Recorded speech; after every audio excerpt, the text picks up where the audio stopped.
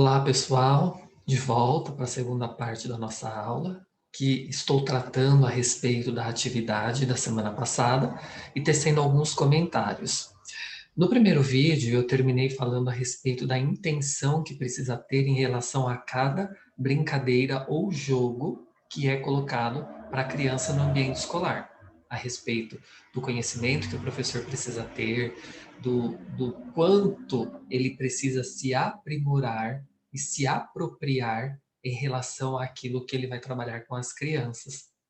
Porque a forma como as crianças estão brincando, elas mostram ao professor as habilidades, aquelas habilidades intencionais que aquela brincadeira pode proporcionar.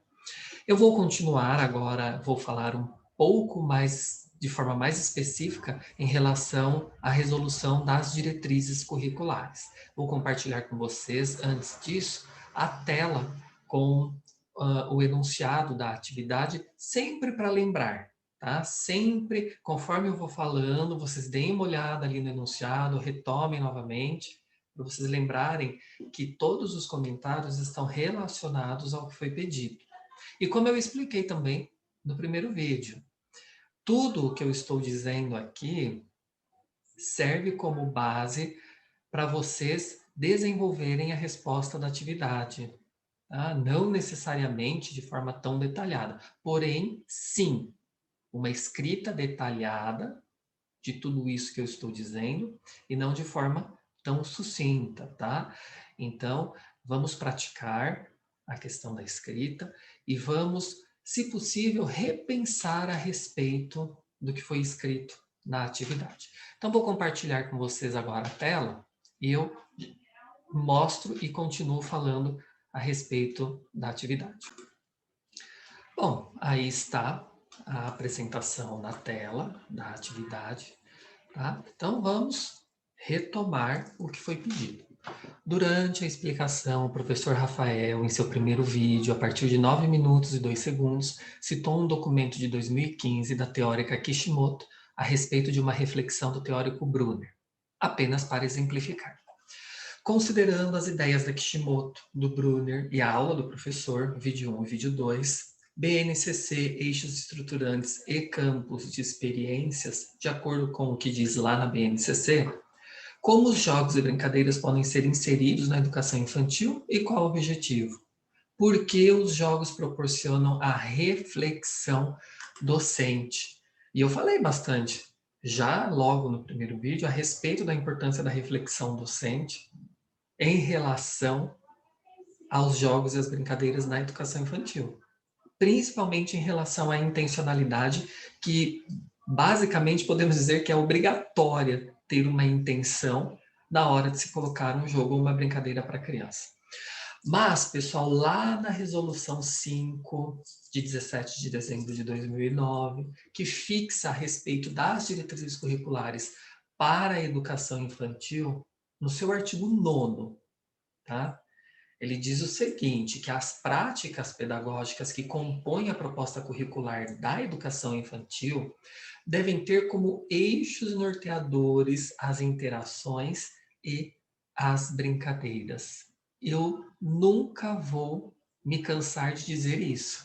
Educação infantil tem dois eixos previstos na resolução 9, na resolução 5, desculpa, de 17 de dezembro de 2009, que fixa a respeito das diretrizes curriculares para a educação infantil e na Base Nacional Comum Curricular. Nestes dois documentos importantíssimos que nós temos para a educação, dizem isso a respeito da educação infantil. E o que esses eixos norteadores, eles acabam garantindo experiências do quê? Primeiro, de que eles promovam conhecimento de si e do mundo por meio da ampliação de experiências sensoriais, expressivas, corporais e que possibilitem movimentação ampla, expressão da individualidade, respeito pelos ritmos e desejos das crianças. Foi o que eu disse lá no primeiro vídeo. A criança, ao expressar o seu conhecimento, ela pode te mostrar por diversas linguagens. por um ritmo, por uma música, pela individualidade dela, pela escrita, por um desenho. Mas a expressão corporal, ela conhecer as questões do que ela pode, das questões sensoriais e o que ela não pode com o seu corpo, com a sua voz, com a sua visão, isso é muito importante. Matematicamente, desculpe, matematicamente dizendo, muitas crianças usam partes do seu corpo, por exemplo, para te mostrarem medidas. Geralmente as crianças usam o seu corpo para medir. Por quê? Porque é algo para elas mensurável. É algo que elas conseguem ter como base para te mostrar uma medida. E isso mostra ao professor, por exemplo, que ela tem algum conhecimento em relação à matemática, de medidas, de proporção, de grandezas. Por isso que ali está dizendo, lá na resolução 5, que ele promove o conhecimento de si e do mundo por meio de ampliação de experiências expressivas, corporais. Eu lembro que quando eu era criança, quando me colocavam para contar, eu contava aqui, ó, colocando meus dedos no nariz. Por quê? Porque era uma forma que eu tinha de me tocar e o toque em mim mesmo me mostrava uma certa quantidade. Se eu não me tocasse, eu não conseguia, por exemplo, me tocasse no sentido, né, de colocar os meus dedos no nariz. Eu não conseguia, por exemplo, mostrar uma medida, uma quantificação. Mas isso não queria dizer que eu não sabia matemática.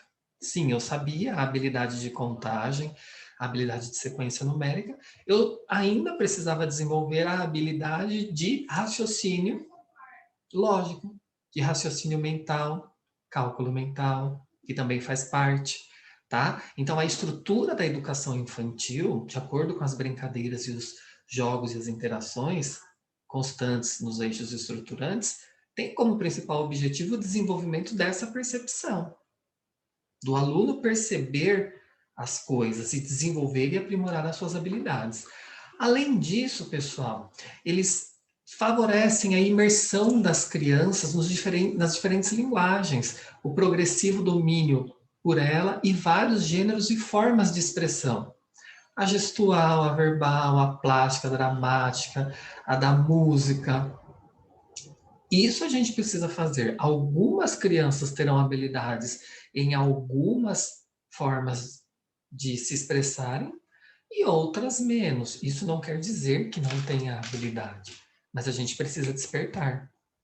As brincadeiras vão ajudar a despertar estes gêneros que mostram como a criança pode se expressar. Isso a partir da interação, a partir de uma brincadeira. A brincadeira conduz a isso. Conduz à estética plástica, conduz à estética verbal, conduz à estética dramática, conduz à estética musical, gestual. É a forma como ela mostra. E esta forma como ela mostra, nós professores precisamos estar preparados para entendermos aquilo que as crianças querem nos mostrar. Por isso, da intencionalidade.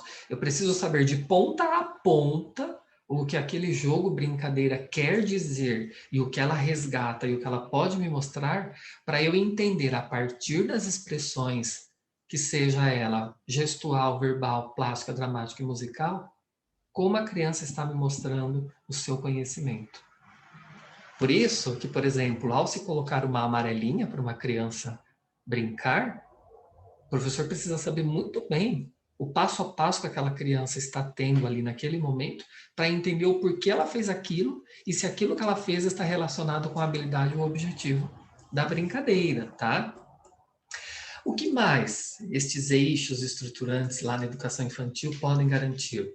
Que possibilitem às crianças experiências de narrativas, de apreciação e interação com a linguagem oral e escrita. Olha que interessante, pessoal. Interação com a linguagem oral e escrita. Porque quando a criança for lá para os anos iniciais, os professores vão trabalhar bastante a questão das hipóteses de escrita. O aluno, Começa dentro da hipótese de escrita, um pré-silábico, depois ele vai para silábico sem valor sonoro, silábico com valor sonoro, às vezes nas consoantes, às vezes nas vogais, às vezes mesclando uma com a outra, silábico alfabético, alfabético, mas o professor precisa ter muita propriedade disso lá nos anos iniciais. Mas antes dele chegar nos anos iniciais, ele precisa ter esse convívio com os diferentes gêneros textuais. O professor não vai explicar para ele, olha, a estrutura de uma poesia, a estrutura de um gênero jornalístico, a estrutura de um gênero científico. Não.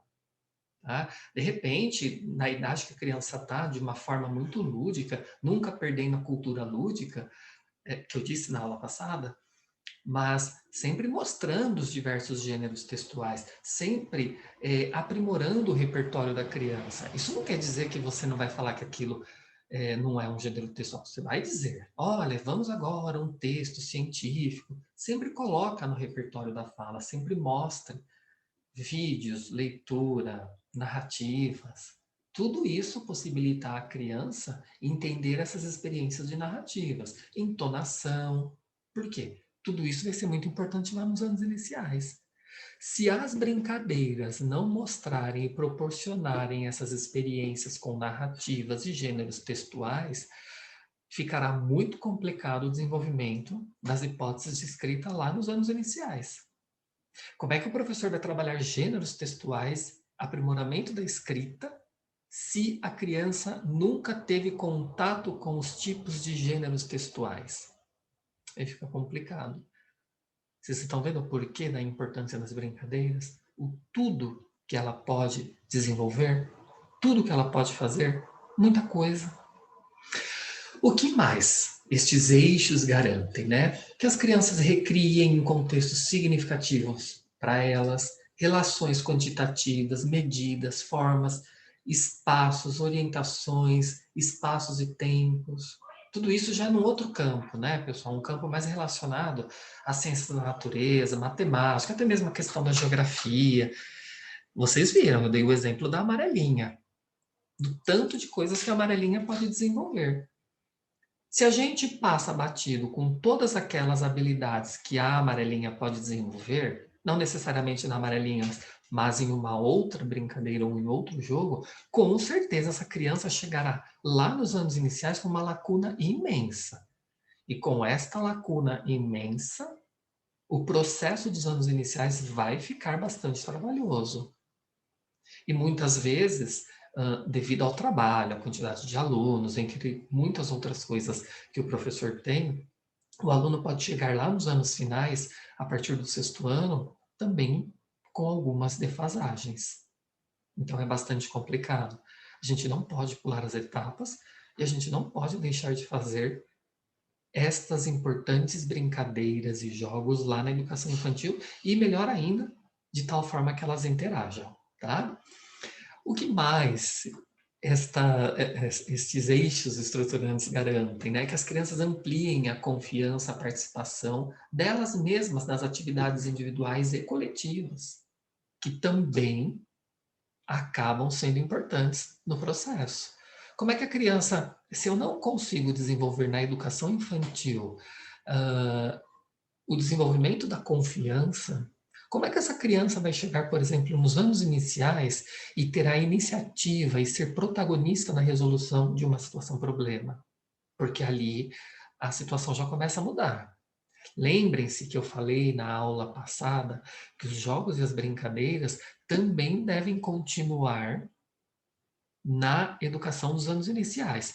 Porém, de uma forma não tão intensa como é na educação infantil. Ela ainda continua, ela ainda é usada, tá? Mas já numa intensidade menor, porque o conhecimento ele começa a ficar mais científico e técnico nos anos iniciais. Porém, as brincadeiras são usadas para ajudar neste conhecimento técnico e científico. Então, tudo que a criança chegou, com tudo que ela chegou lá nos anos iniciais, foi graças às brincadeiras. Foi graças às brincadeiras, os jogos e as interações. E se ela não tem essa questão da confiança, na hora que ela se deparar com qualquer situação simples, exatamente para para que você perceba como é que está uma determinada habilidade, em determinado componente curricular, para depois você refletir sobre sua prática e aprimorar numa nova atividade, você não vai ter objetivo nenhum, porque a criança não vai resolver. Ela vai começar a chorar, vai ter muitos problemas aí pela frente. Vão ter muitos problemas pela frente. Então, sim, a criança precisa ter confiança, a gente precisa dar voz, a gente precisa colocá-la na função, no papel, podemos dizer, de protagonista, aquela que vai em busca do conhecimento, que procura estratégias para resolver, e ela vai criando a confiança nisso, tá? Até porque lá na educação infantil, como eu disse, não tem um produto final. Na educação infantil, a criança está para brincar, para interagir, desenvolver habilidades, mas sem essa necessidade do produto final, tá? Então, por isso que ela tem sim como direito de fazer todas essas coisas, para lá nos anos iniciais ela ter o mínimo garantido para o desenvolvimento de novas habilidades. Bom, o que mais pode garantir os eixos estruturantes? Situações de aprendizagem mediadas para a elaboração da autonomia da criança, nas ações do cuidado pessoal, auto-organização, saúde, bem-estar, que também faz parte. Tá? Ela primeiro precisa ter o conhecimento dela com ela mesma, para depois, lá nos anos iniciais, quando ela começar com um conhecimento mais específico de ciências e saúde, e que é um componente que trata muito a respeito deste assunto, se ela não tem o conhecimento dela com ela mesma, também vai ser um dificultador no desenvolvimento de novas habilidades de um conhecimento mais técnico, dela entender de forma ampla um determinado conhecimento, tá? Que mais? Que possibilitem vivências estéticas com outras crianças e grupos culturais, que alarguem, pessoal, seus padrões de referência, de identidade, de diálogo, reconhecimento da diversidade, o respeito, a interação. Vygotsky fala muito a respeito disso, que é muito importante. O conhecimento a partir da construção e da interação do contexto. Não é porque eu não gosto, é só um exemplo. Eu gosto sim da cor, mas só um exemplo. Não é porque eu não gosto da cor laranja que eu passo a desrespeitar aquela criança porque ela gosta. Então eu preciso entender o porquê ela gosta e a criança precisa entender o porquê eu não gosto. E tá tudo certo. As pessoas são diferentes, elas têm gostos diferentes, culturas diferentes, crenças diferentes, gestos diferentes, o sotaque de falar diferente. Isso não é nenhum demérito. Então ela precisa entender que ali cada um tem sua particularidade, cada um tem os seus valores, cada um tem a sua estética e ótimo, vamos respeitar. Que incentivem também, pessoal, a curiosidade, a exploração, o encantamento, o questionamento, a indagação, o conhecimento da criança em relação ao mundo físico, social, ao tempo e à natureza. Vocês perceberam que durante o que eu estou falando aqui em relação à resolução 5, que está relacionada às diretrizes curriculares, eu já falei de várias áreas. Eu já falei da área de ciências da natureza, já falei de matemática, já falei da área de linguagens, no que se refere à questão corporal relacionada à educação física, à forma de expressar conhecimento, arte, língua portuguesa. E agora eu estou falando mais relacionado a um outro mundo, que é em questão ao mundo físico, ao tempo, natureza, que também está relacionado às ciências humanas, à questão da história, da geografia. Quando a gente fala mundo físico, a gente não fala simplesmente só de ciências. A gente fala muito da geografia, da história, o questionamento, o que leva a criança a questionar, ela a entender uma questão histórica com a atualidade, isso já está lá. Mas se essa criança, por exemplo, não consegue entender as culturas, as crenças, os valores de uma outra criança, fica muito complicado ela fazer o questionamento. O questionamento é você respeitar aquelas culturas, aquelas crenças. Você questiona para conhecer e não questionar para negar. É questionar para conhecer. Tá? Então percebam que as diretrizes curriculares trata Elas tratam, as diretrizes, a respeito de todas as áreas, sem exceção. Tá? De todas as áreas, é uma questão interpretativa. E se é uma questão interpretativa e ela trata de todas as áreas, consequentemente, na prática docente, também essas áreas precisam serem contempladas. E não somente língua portuguesa e matemática. Tá? O que mais? Que promovam o relacionamento e as interações das crianças com manifestações diversas de música, artes, as questões gráficas, cinema, fotografia, dança, teatro, o que mais? A poesia, a literatura, teatro, já falei, né? Vocês estão vendo? É o acesso à informação. É o acesso que ela precisa ter a estas formas de interações, a estas formas de se comunicarem, para elas conseguirem desenvolver essas habilidades e respeitarem os seus colegas. E ali entender especificamente o que é a literatura brasileira, o que é a cultura brasileira, e também de outros países, óbvio, até porque lá nos anos finais eles terão língua inglesa, que também vai tratar a respeito da imagem, das figuras, das artes. Por que, que uma imagem no Brasil é de um jeito, por que, que lá nos Estados Unidos é de outra, ou por que na Espanha é de outra, ou por que na Itália é de outra. Isso são manifestações culturais que precisam ser respeitadas e que mostram vontades, valores, crenças, e que aquilo faz parte do dia a dia da pessoa. E que bom, parabéns para ela, que respeita seus valores, suas crenças e respeita a do próximo também. O que mais podemos ter aí, né, pessoal? Que promovam a interação, o cuidado, a preservação, o conhecimento da biodiversidade, da sustentabilidade, da vida, da terra, assim como o não desperdício de recursos naturais. Vocês percebem que agora as diretrizes, nos exemplos que eu estou dando aqui para vocês, elas tratam de forma mais específica tudo o que precisa ser trabalhado, né? E eu tenho certeza que na educação infantil é trabalhado tudo isso. Mas eu também quero ter a certeza de que tem uma intencionalidade no que é trabalhado. Porque com a intencionalidade você consegue saber como é que está o desenvolvimento desta criança. Aqui, ele também está falando bem de forma específica. No que eu disse anteriormente, eu falei a respeito mais de uma questão de arte, literatura. Aqui eu já estou falando mais de uma questão de geografia, de ciências. Já falei da língua portuguesa, já falei da matemática.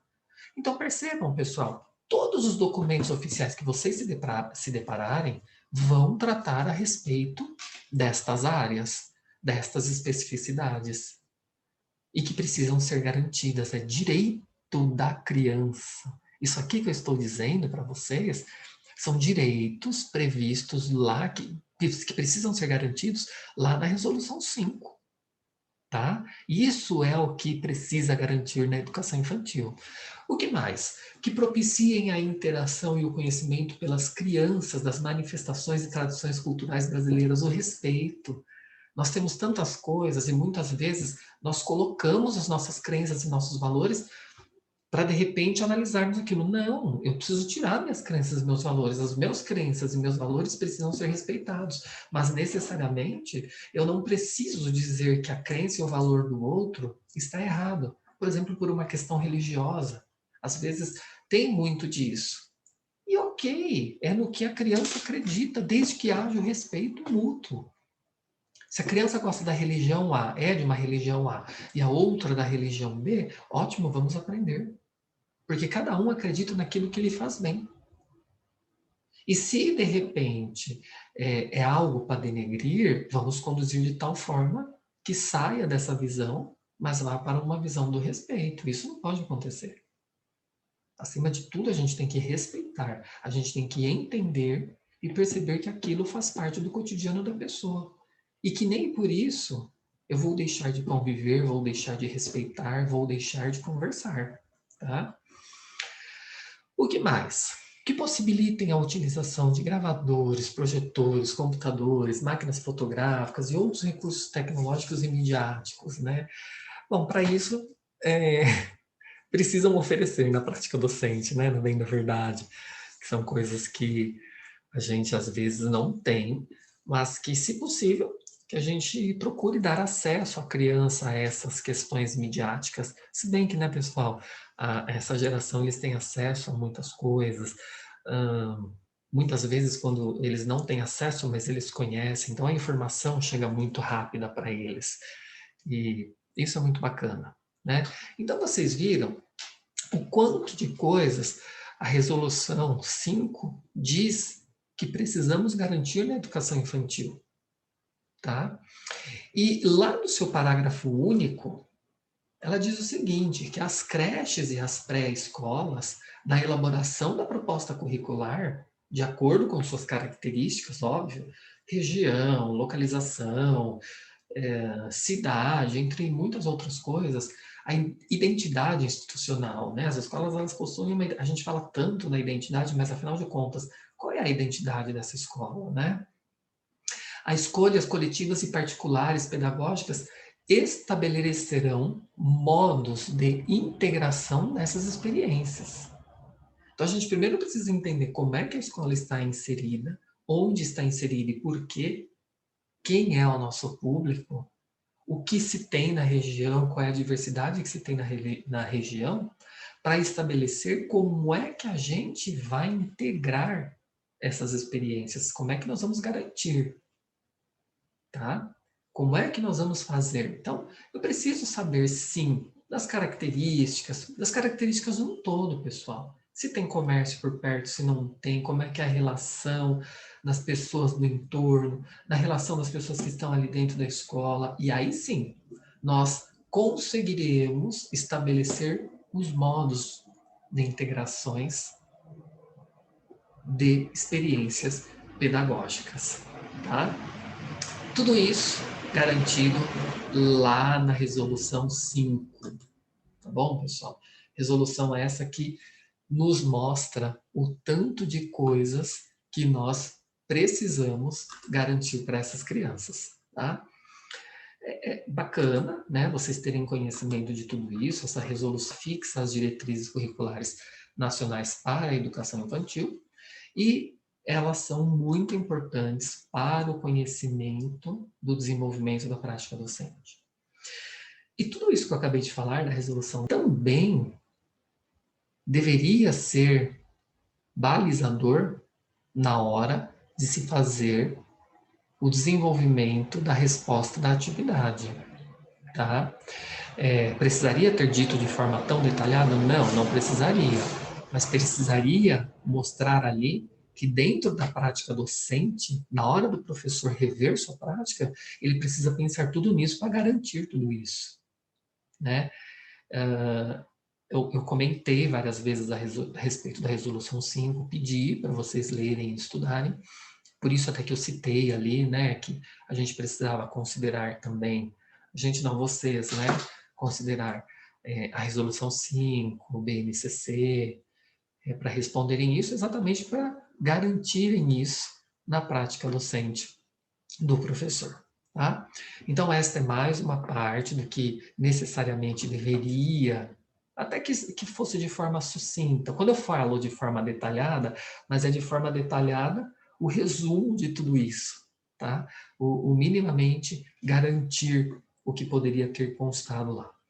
Bom, como eu disse no primeiro vídeo, para não ficar tão pesado, um vídeo tão carregado, eu vou terminar esta parte aqui e volto num próximo vídeo. Tá bom, pessoal? Aproveitem para refletir a respeito da atividade de vocês. Como eu disse, eu li todas. Algumas estavam bem sucintas, algumas estavam mais explicativas, porém, elas poderiam estar mais explicativas ainda, com mais detalhes, com mais informações. Tá bom? Então aproveitem para refletir e volto no próximo vídeo falando novamente a respeito da nossa atividade e retomando toda a nossa aula. Tudo bem? Tchau, pessoal. Até mais.